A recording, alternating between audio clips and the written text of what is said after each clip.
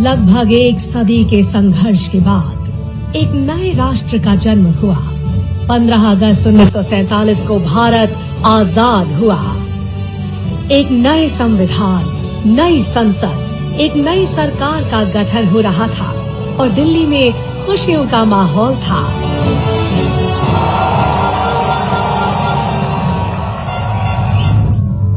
आजादी की ये कीमत हमें देश के विभाजन से चुकानी पड़ी। अंग्रेजों ने जाते जाते हमें भारत के विभाजन का दंश दिया। दिल्ली में जहां आजादी का जश्न मनाया जा रहा था, वहीं दूसरी ओर पंजाब में खून की नदियां बह रही थीं। लाखों लोग अपने घरों से उजड़ रहे थे और निर्दयता से मारे जा रहे थे। इस आजादी के साथ ही भारत और पाकिस्तान के बीच का विभाजन एक ऐसा जख्म बना जिसने लाखों जिंदगियों को तहस नहस कर दिया। विभाजन के कारण 10 से 20 मिलियन लोग धार्मिक आधार पर विस्थापित हुए। स्वतंत्रता के इस उत्सव के पीछे छिपी थी लाखों लोगों की पीड़ा, जिन्होंने विभाजन की विभीषिका को अपनी आंखों से देखा।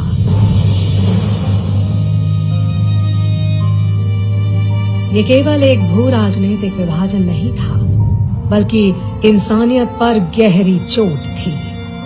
परिवार टूट गए, जिंदगियां बर्बाद हो गई और खून से सनी ये धरती गवाह बनी उस भयानक समय की। हमारा हरियाणा उस वक्त पंजाब का ही हिस्सा था। लाखों लोग बेघर हो गए और उन्हें अपनी जड़ें छोड़कर एक अनजानी भूमि पर शरण लेनी पड़ी। ट्रेन नहीं है, वो कब्रिस्तान है। सारा वो हिंदुस्तान बन गया, पाकिस्तान बन गया, तो साडा एक बराबर उठा रह गया। जिस वक्त वहां से हमारी गड्डी दूसरी चली थी नहीं, तो रास्ते में रोक दी थी जंगल में, वहां काटाबाड़ी कर दी थी। 5-6 डब्बे तो वहां काट दिए थे, बिल्कुल ही जितने भी आदमी थे मार दिए थे। हमारे डब्बे में सब छठे में बड़े, तो हमारी माँ का भी कुहाड़ी लगी थी। जब हम आए तो आन के देखा तो लाशा बहुत पड़ी सी इस गांव में। हमारे आदमी अंदर दाखिल नहीं हो पाए, सड़ैंद हो रही थी लाशों में।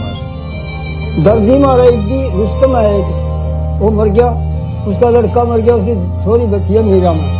कदों दे अपने बाप दादे इथों दे जम्मे पले, ऐसा भी कदे हो सकता है आपां ये देश ही छड़ के चले जाएंगे, ऐसा नहीं हो गया। ना डंगर बेचिया, ना कोई पैसे बनाए, निकलना पड़ गया। जिंदगियां बीत जाती हैं, लेकिन अपनों के बिछड़ने के दर्द कम नहीं होते। जो भयानक समय बीता वो अविस्मरणीय है।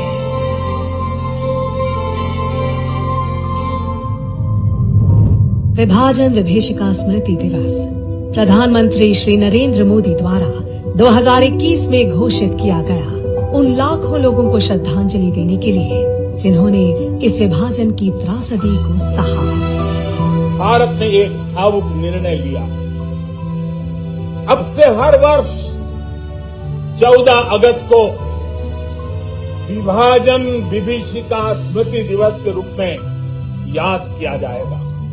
जो लोग विभाजन के समय अमानवीय हालात से गुजरे, जिन्होंने अत्याचार सहे, जिन्हें सम्मान के साथ अंतिम संस्कार तक नसीब नहीं हुआ, उन लोगों का हमारी स्मृतियों में जीवित रहना भी उतना ही जरूरी है।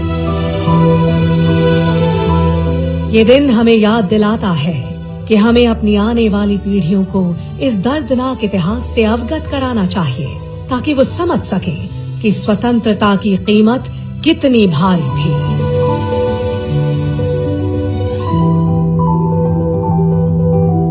ये स्मृति दिवस हमें उस समय की याद दिलाता है जब हमारे पूर्वजों ने इतना बड़ा बलिदान दिया। हमें उनके संघर्ष से प्रेरणा लेकर एक बेहतर और एकजुट भारत बनाने की कोशिश करनी चाहिए। विभाजन विभीषिका की ये सच्चाई हमें ये सिखाती है कि स्वतंत्रता का अर्थ केवल राजनीतिक आजादी नहीं है, बल्कि ये उन दर्दनाक यादों को भी संभालना है जो इतिहास के पन्नों में छिपी है। ये स्मृति दिवस हमें एकजुटता, सहिष्णुता और मानवीय मूल्यों की अहमियत समझाता है।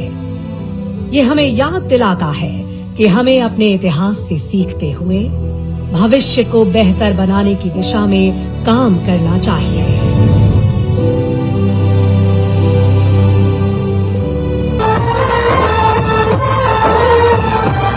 भाइयों, उस समय आदरणीय प्रधानमंत्री जी ने कहा कि विभाजन की पीड़ा को कभी भुलाया नहीं जा सकता। वैसी नफरत, हिंसा के कारण हमारी लाखों बहनें और भाई दर-बदर हो गए और तमाम लोगों को अपनी जान से हाथ धोना पड़ा। आज का दिन भारत के बंटवारे का ये दुखद दिन है। वर्ष 1947 में भारत की आजादी की जो प्रक्रिया चल रही थी, तो आज के दिन भारत माता की छाती पर एक अंग्रेज अधिकारी, रेडक्लिफ नाम का वो अधिकारी, जिसको भारत की संस्कृति के बारे में मालूम नहीं था, जो कभी भारत के अंदर नहीं आया था, एक ऐसा व्यक्ति जिसको हमारी भौगोलिक परिस्थिति, जिन्होंने हमारी भारत की संस्कृति का ज्ञान नहीं था, वो व्यक्ति आता है और आकर के एक लाइन खींच जाता है और लाइन खींचने के बाद लाखों की संख्या में लोगों को अपनी जान गंवानी पड़ती है, अपनी जान की कीमत देनी पड़ती है। ये देश का तो बंट गया, परंतु करोड़ों लोगों को जो अपना सब कुछ छोड़ करके उजड़ गए और लाखों की संख्या में जो वो दंगे खड़े हुए थे उसमें मारे गए। माताओं बहनों के साथ किस प्रकार का व्यवहार हुआ, अनेक को अगवा करके उन पर भारी अत्याचार किए गए। आज भी उस मंजर को अगर हम याद करते हैं तो व्यक्ति के रोंगटे खड़े हो जाते हैं। वो किस प्रकार का मंजर था, व्यक्ति की रूह कांप जाती है।